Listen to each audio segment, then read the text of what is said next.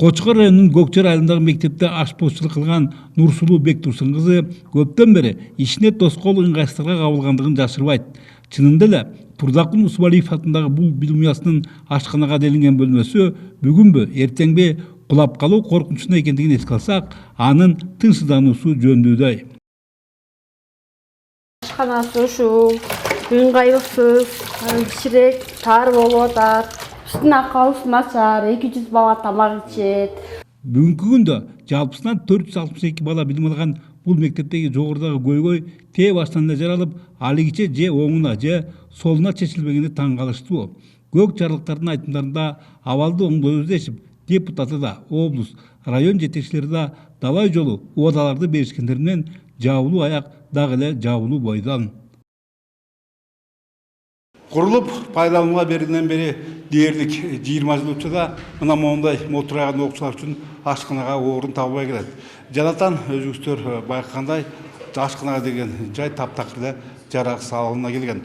Андыктан бир класстык бөлмөнү бошотуп, аны мына ушундай ашканага ылайыкташтырууга туура келген. Жылдын канча баласы бар экен?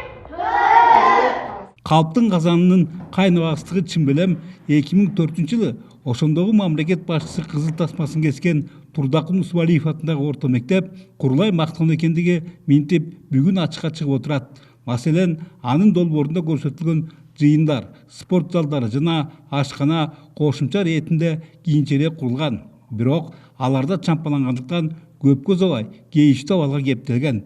Демек, кезегинде казынадан каралган каражатты негизги ишке салбай, сол чөнтөккө сулашкан куруучуларды кустуруу ашыктык кылбайт дешет мугалимдер. Жогорку кеңеште бизде көбүнчөсү көп депутаттар да келип турушат.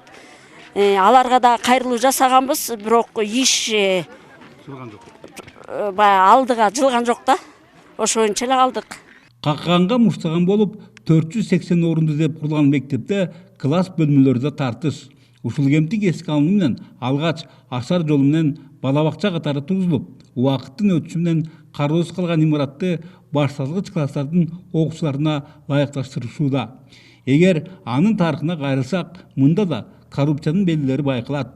Анткени башталганда эле элден чогултулган 350 000, андан соң социалдык колдоо катары бөлүнгөн 490 000, Теңиртөө Өнүктүрүү фонду чегирген 3 миллион сомго анча-мынча жумуш аткарылганда болсо, калганы кумга сиңген суудай дайынсыз. Дагы жакшы, буга көз жумушкан демөөчүлөр кайрадан ири суммаларын чыгарышып, жергиликтүүлөрдүн мүдөлөрүнүн орундалышына куштар. Азыркы учурда каржылоо бүткүл дүйнөлүк жаштар ансамблеясы тарабынан 7 миллион сомго каржыланып, азыркы учурда жумуштар кызуу жүрүп жатат. Буюрса, май-июнь айлары менен пландап атабыз.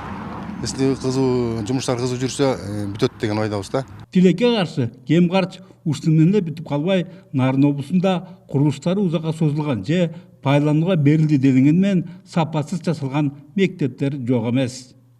Бөлөкбай Шеримбеков, Айдын Төлөбеков, ЛТР, Кочкор району.